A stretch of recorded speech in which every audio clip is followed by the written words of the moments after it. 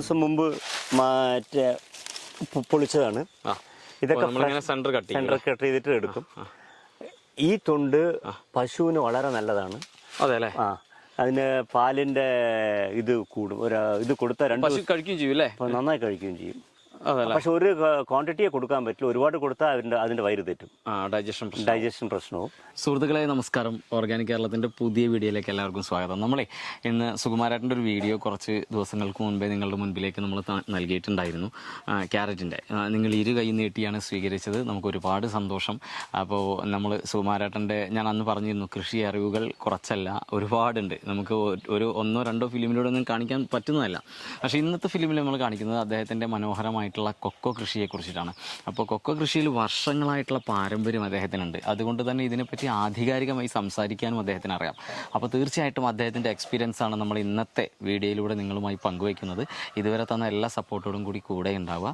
നമുക്ക് നമ്മുടെ വീഡിയോയിലേക്ക് പോവാം.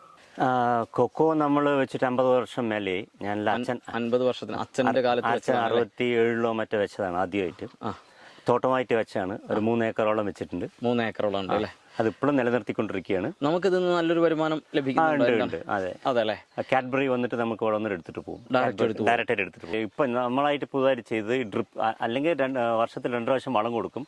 ഇപ്പൊ നമ്മൾ ഡ്രിപ്പിൽ കൂടെ കൊടുക്കുമ്പോൾ ഒരു 4 പ്രാവശ്യം വർഷത്തിൽ കൊടുക്കും. 90 ദിവസം കൂടുമ്പോൾ നമ്മൾ ഈ ഡ്രിപ്പിൽ കൂടെ തന്നെ വളം കൊടുക്കും. അപ്പോൾ നമുക്കത് വളരെ ലാഭകരമാണ്. കാരണം ആൾക്കാരുടെ കൂലിയായാലും ഇത് ടൈം ആയാലും എല്ലാം വളരെ നമുക്ക് ഒരു ദിവസം കൊണ്ട് തന്നെ എൻറ്റയർ. ശരിക്കും ഒരു കൊക്കോ തൈൻ്റെ ലൈഫ് എത്രയാണ്?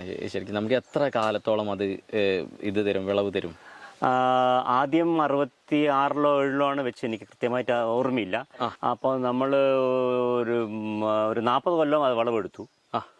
40 കൊല്ലം എടുത്ത ശേഷം 45 കൊല്ലം എടുത്ത ശേഷം നമ്മൾ ഇപ്പോഴത്തെ പുതിയ ഇനം നമ്മൾ വീണ്ടും റീപ്ലാന്റ് ചെയ്തിരിക്കുകയാണ്. റീപ്ലാന്റ് ചേട്ടൻ ചെയ്തു അല്ലേ? അതിപ്പോ ഞാൻ ചെയ്തു. അതെ.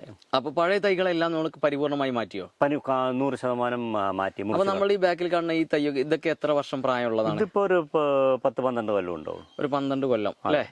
നമ്മൾ വെച്ച് കഴിഞ്ഞാൽ എത്ര വർഷം കഴിയുമ്പോഴേക്കും ഇതിന്റെ കായ്ഫലം ലഭിച്ചു തുടങ്ങുന്നത്? കുറെയൊക്കെ ഒരു 18 മാസം കൊണ്ടാവും. 18 മാസം കൊണ്ടാവും. കുറച്ചൊക്കെ എല്ലാം ആവില്ല. 18 മാസം കൊണ്ട് നമുക്ക് കുറച്ച് കായൊക്കെ വരാൻ തുടങ്ങും. ഒരു 6-7 വർഷം കഴിയുമ്പോഴാണ് നമുക്ക് യഥാർത്ഥത്തിൽ വരാനുള്ള വന്നു തുടങ്ങുന്നത് അല്ലേ? ശരിക്കും ഒരു കൊക്കോ കർഷകനെ സംബന്ധിച്ച് ഇപ്പോൾ ലാഭകരമായ ഒരു സമയമാണോ? നമുക്ക് ഒരു കിലോക്ക് ഇങ്ങനെ കിലോ കണക്കിന് തന്നെയല്ലേ? കിലോ കണക്കിന്. അപ്പൊ നമുക്ക് കിലോക്കൊക്കെ എന്ത് റേറ്റ് കിട്ടും? നമുക്ക് കിലോ ഇപ്പോ ഡ്രൈ ബീൻസ് ആണെങ്കിൽ 170 രൂപ, 175 രൂപ. അത് അതാത് സമയത്ത് വരുമ്പോൾ അവർ എടുക്കുന്ന സമയത്ത് അന്നത്തെ റേറ്റ് എന്തായിരിക്കും. ഇപ്പൊ നമുക്ക് കുറെ ആയിട്ട് നമ്മൾ 170 രൂപ താഴെ പോയിട്ടില്ല. നമ്മള് യഥാർത്ഥത്തിൽ ഒരു കൊക്കോ കർഷകനെ പിന്നെ നേരിടുന്ന പ്രധാനപ്പെട്ട വെല്ലുവിളി എന്താണ്? ഇതിന് അസുഖങ്ങളോ കാര്യങ്ങളോ എന്തെങ്കിലുമൊക്കെ അങ്ങനെ കാര്യമായിട്ട് വരുന്നുണ്ടോ? അസുഖങ്ങൾ അത്ര കാര്യമായിട്ട് വരുന്നില്ല. പക്ഷെ ഏറ്റവും പ്രശ്നം ഈ പക്ഷികൾ, എലി, അണ്ണാൻ. ഇത് റൈപ്പ് ആകുമ്പോഴേക്കും അവർ വലിച്ചു, ഈ മഞ്ഞ കളർ ആകുമ്പോൾ തന്നെ അവർ വലിച്ചുകൊണ്ട് പോകും. വലിക്കുമല്ലേ? അപ്പോൾ നമ്മളത് സ്ഥിരമായിട്ട് ഉടനെ ആകുമ്പോൾ തന്നെ നമ്മൾ നോക്കി വലിച്ചാൽ അത്ര വലിയ പ്രശ്നമുണ്ട്. നമ്മൾ ഇത് നന്നായിട്ട് പഴുക്കുന്നതിന് മുന്നേ ഈ സൈഡിൽ ഈ മഞ്ഞ കളർ വരും. ഈ മഞ്ഞ കളർ വരുമ്പോൾ തന്നെ നമ്മൾ മൂത്തു അല്ലേ? അതെ അതെ. അപ്പൊ കൂടുതൽ നേരം പഴുക്കാൻ വേണ്ടി നിൽക്കേണ്ട ആവശ്യമില്ല അല്ലേ?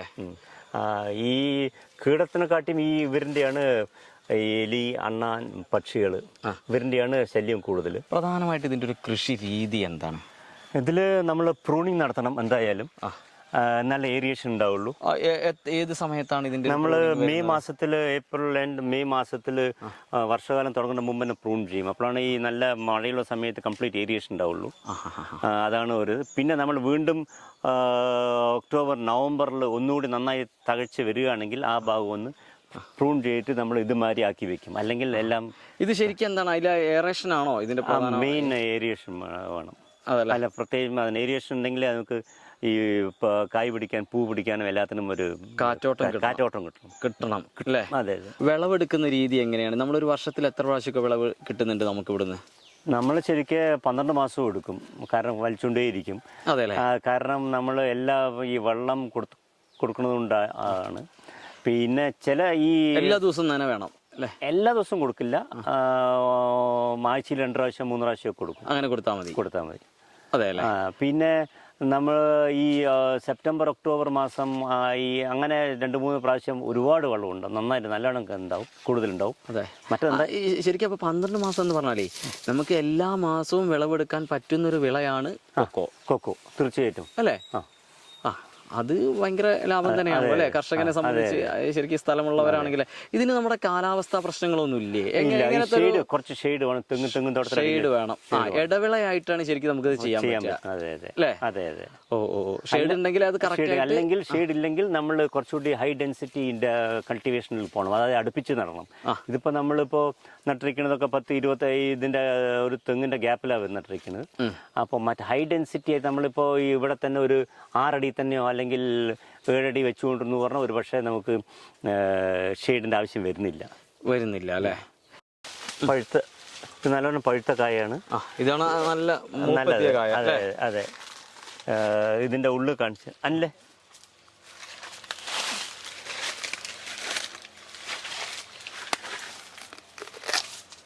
ശരിക്കും ഇങ്ങനെ എടുത്ത് പിന്നെ നമ്മൾ ഉണക്കും അല്ലേ? ഇത് ഉണക്കും.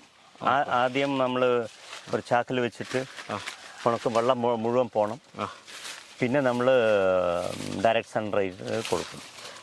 ശരി. അതെ അല്ലേ? അതെ.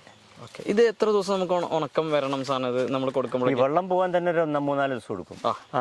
എന്നിട്ട് വെള്ളം പോയ ശേഷം നമ്മൾ ഡയറക്റ്റ് ആയിട്ട് സണ്ണിൽ കൊടുക്കും അല്ലേ? കൊടുക്കും. നമുക്ക് എത്ര ഒരു മാസം ഉണക്കിയാലാണോ ഇത് നമ്മൾ വിൽപ്പനയ്ക്കായിട്ട് അവർക്ക് കൊടുക്കുന്നത്? കാലാവസ്ഥ അനുസരിച്ച് വേനൽക്കാലത്താകുമ്പോൾ പെട്ടെന്നാവും, മഴക്കാലത്താവുമ്പോൾ കുറച്ചുകൂടി ബുദ്ധിമുട്ടാവും. അതെ അല്ലേ? അപ്പോൾ അതിന് ടൈം എടുക്കും. ഇത് ആക്ച്വലി നമുക്ക് സയന്റിഫിക്കായി ചെയ്യുകയാണെങ്കിൽ കുറച്ചുകൂടി ഉണ്ട്. നമ്മൾ ട്രെയിൽ വെക്കണം, അടിയിൽ വാഴയില വെച്ചിട്ട് ഇതിനെ വെച്ചിട്ട് 3 ദിവസം വെച്ച് കഴിഞ്ഞിട്ട് 2 ദിവസം കഴിഞ്ഞിട്ട് അതിനൊന്ന് ഇളക്കണം. ഇളക്കിയിട്ട് 7 ദിവസം കഴിഞ്ഞിട്ട് വേണം നമുക്ക് ഇൻഡയറക്റ്റ് സൺലൈറ്റിൽ കൊടുക്കണം. അപ്പോൾ നമ്മൾ ഒരു വരമ്പിലോ ഒരു വിരിയിൽ വെച്ചിട്ട് ഡ്രൈ ചെയ്തിട്ട് അതിൻ്റെ മുകളിൽ ചെറിയൊരു കവറിങ് കൊടുക്കണം. പിന്നെ ഡയറക്റ്റ് സൺലൈറ്റ് കൊടുത്തു പറഞ്ഞാലാണ് ഇത് ആക്ച്വലായിട്ട് ബെനിഫിറ്റ് എന്താണ്? അപ്പോൾ ക്വാളിറ്റി ബെസ്റ്റ് ക്വാളിറ്റി ആയിരിക്കും. അപ്പോൾ അതിന് ഏറ്റവും മാക്സിമം റേറ്റ് തരും. ഇപ്പോൾ നമുക്ക് എല്ലാ കൃഷിക്കാർക്കും അതൊക്കെ ചെയ്യാൻ ബുദ്ധിമുട്ടായതുകൊണ്ട് ഇപ്പോൾ കാഡ്ബറിക്കാരാണ് ഞങ്ങളുടെ അടുത്ത് ഒരു ഡ്രൈ ആയിട്ട് തന്നെ ഞങ്ങളുടെ അടുത്ത് എടുക്കും. അതെ അല്ലേ? ഇതൊക്കെ ഞങ്ങൾ നേരത്തെ ചെയ്തിട്ടുണ്ടായിരുന്നു. ഡാർക്ക് റൂമിലാണ് വെക്കുക. ഇതിനെ വെച്ചിട്ട് ഒരു ട്രെയിലാക്കി വാഴയിലിൻ്റെ മുകളിൽ ഇത് വെച്ചിട്ട് കവർ ചെയ്തിട്ട് ഡാർക്ക് റൂമിൽ 3 ദിവസം 4 ദിവസം വെക്കും. അത് കഴിഞ്ഞിട്ടാണ് നമ്മൾ 2 പ്രാവശ്യം ഇളക്കിയ ശേഷമാണ് വെളിയിൽ കൊണ്ടുവരുന്നത്. അപ്പോൾ വരുമ്പോൾ ചെയ്യുന്നത്. അപ്പോൾ ഇതിൻ്റെ ഉള്ളിൽ നമ്മൾ അന്ന് കട്ട് ചെയ്യുമ്പോൾ ഏറ്റവും നന്നായി പറയുന്നത് വയലറ്റ് കളറാവും. അതായത് ഡ്രൈ ബീൻസിന് വയലറ്റ് കളറായാൽ ഇത് പെർഫെക്റ്റ് സീഡ് കൊക്കോ ബീനായി എന്നർത്ഥം. റൈറ്റ് ബീനായി. ഇതിപ്പോ കായ് വലിച്ചിട്ട് പൊട്ടിച്ചിട്ട് 2 ദിവസമായി. കൊക്കോ കായ്. അപ്പൊ ഇതിങ്ങനെ കെട്ടിവെക്കാണോ? ഇത് കെട്ടിവെക്കുമ്പോ അതിന്റെ നീര് മുഴുവൻ ഒഴുകിപ്പോവും. ഇതിങ്ങനെ ചാക്കിലൂടെ അല്ലേ? ഇതുണ്ടോ, ഇതിന്റെ പുറത്തൊക്കെ കണ്ടോ നിങ്ങൾ? കണ്ടോ, ഇത് കണ്ടോ, ഇതിലൊക്കെ ഉണ്ട്. ഇവിടെ ഭയങ്കര വെയിൽ ഉണ്ട്. ഇതുണ്ടോ, ഇതിന്റെ പുറത്തൊക്കെ നിറയെ ഇങ്ങനെ പതഞ്ഞ് പുറത്തേക്ക് വന്നുകൊണ്ടിരിക്കുന്നത്. ഇതിങ്ങനെ നമ്മൾ എത്ര ദിവസം വെക്കുന്ന പറഞ്ഞാൽ? 4 ദിവസം വെക്കും. 4 ദിവസം വെക്കും. 4-5 കാലാവസ്ഥ അനുസരിച്ചിട്ട് ഇതിന്റെ ഈ നീര് നിൽക്കുന്നവരെയും വെക്കും അല്ലേ? നമുക്ക് ഇത് കണ്ടോ, ഇതിന്ന് നീര് ഒഴുകി വന്നതാ അല്ലേ? ഇതുണ്ടോ, ഇത് മുഴുവൻ ഒഴുകി വന്നതാണ് കേട്ടോ. അപ്പോൾ ഇത് നമ്മൾ ഉണങ്ങിയത് അല്ലേ? കുറച്ചുകൂടി ഇനിയും ഉണക്കാനുണ്ട്. ഇനി കുറച്ചുകൂടി ഉണങ്ങണം. ഉണങ്ങിയ കൊക്കോ ഇത് കുറച്ചുകൂടി. ഇതിപ്പോ അവരേ ഇതാണ്ടോ നിങ്ങൾ അത് കറക്റ്റായിട്ട് ഇതിപ്പോ ഇവര് ഇത് കൊടുക്കാറായോ? നമുക്ക് പാകത്തിനായതാണോ? അത് ഇനി ഉണങ്ങണം? ഇനി ഒന്നുകൂടി ഉണക്കണം, കുറച്ചുകൂടി ഉണക്കാനുണ്ട്. അതിന്റെ ഇത് വിട്ടിട്ടില്ല, പദം വിട്ടിട്ടില്ല. ആയ വിത്ത് കൊടുക്കാൻ പാകത്തിനുള്ള വിത്ത്. ഇതിപ്പോ വയലറ്റ് കളർ ആയിട്ടുണ്ട്. ഇതാണ് വയലറ്റ് കളർ അപ്പോഴാണ് അവർക്ക് കൊടുക്കാനുള്ള പാകം അല്ലേ? ഈ ഒരു പാകമാകുമ്പോ നമ്മൾ കൊടുക്കും. വയലറ്റ് ആണെങ്കിൽ കുറച്ചുകൂടി നല്ല കറക്റ്റ് ഉണക്കമായി. അതെ. സുഹൃത്തുക്കളെ, അപ്പോൾ നിങ്ങൾ നമ്മുടെ സുകുമാരൻ്റെ ഈ കൊക്കോ കൃഷിയെ പറ്റി കണ്ടല്ലോ. നോക്കൂ, എത്ര ആധികാരികമായിട്ടാണ് അദ്ദേഹത്തിന് അത് സംസാരിക്കാൻ പറ്റുന്നത്. അത് മാത്രമല്ല, നമ്മൾ ഓരോ പ്രോസസ്സും നിങ്ങൾക്ക് കഴിവിൻ്റെ പരമാവധി കാണിച്ചു തന്നിട്ടുമുണ്ട്.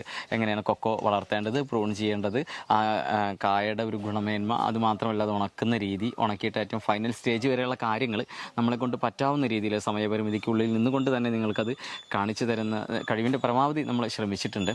അപ്പോൾ എന്തെങ്കിലും സംശയങ്ങളുണ്ടെങ്കിൽ നമ്മൾ സുകുമാരൻ്റെ നമ്പർ നമ്മുടെ വീഡിയോയിലൂടെ കൊടുക്കുക. നിൽക്കുന്നുണ്ട്. തീർച്ചയായിട്ടും വിളിക്കുക. എല്ലാവരും കാണാൻ പറ്റുന്നവരൊക്കെ ഇവിടെ വന്ന് കാണുക. ഇദ്ദേഹത്തെ പോലെയുള്ള ആളുകളെല്ലാം തന്നെ ലോകമൊട്ടാകെ അറിയട്ടെ.